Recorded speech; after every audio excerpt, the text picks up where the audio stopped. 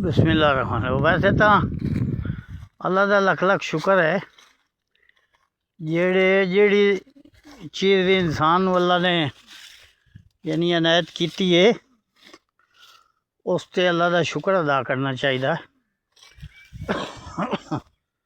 तो शुक्र अदा करने भी अल्लाह ने उस चीज़ को आदा मेरा शुक्र अदा करो तो मैं होर ज़्यादा दे देना।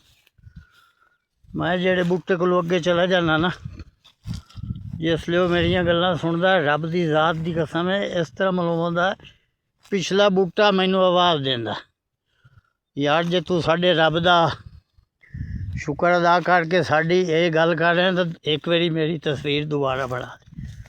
चूँकि अल्लाह ने सानू रब की ज़ात ने साढ़े ते रहम किया असां इतने भले लग रहे हैं तो तू अल्लाह दे शुक्र अदा करने ना साडा एक बार फिर फोटो बना के भेज दे ताकि दुनिया के रहने वाले लोगों को पता चल जाए भाई रब की ज़ात का शुक्र अदा करने वाले का किन्ना एक मकाम है तो किन्ने भी वो लोग पुर यकीन ते पुर ईमान ने।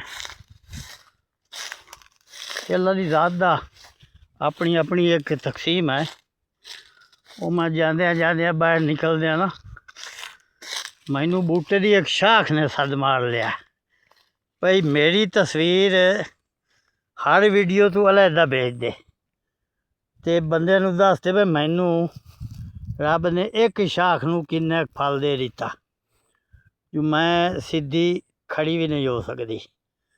सिर्फ रब का शुक्र अदा करदे ना मैं तले ज़मीन ते आ गई।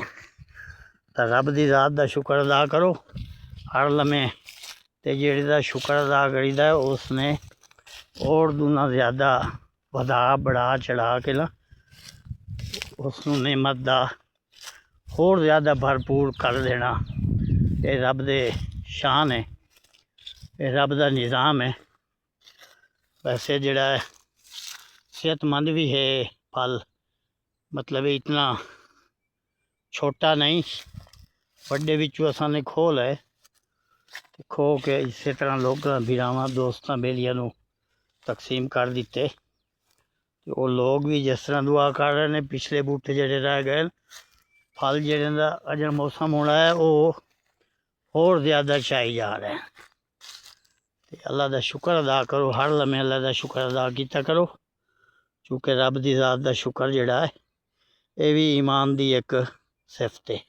आमीन सुम्मा आमीन। और इस वीडियो को शेयर करना अगे बड़ी मेहरबानी।